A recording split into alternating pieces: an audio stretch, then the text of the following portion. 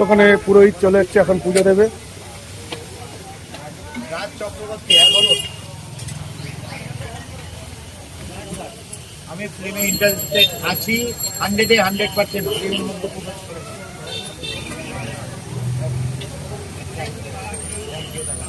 Raj Chakraborty phone করেছে? Raj Chakraborty phone করেছে, আমি ভয়েস দেখাবো।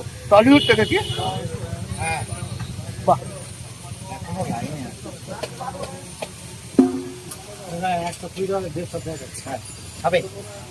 এই মন্ত্রটা বলতে হবে। ওর না মন্ত্র একটু বলো।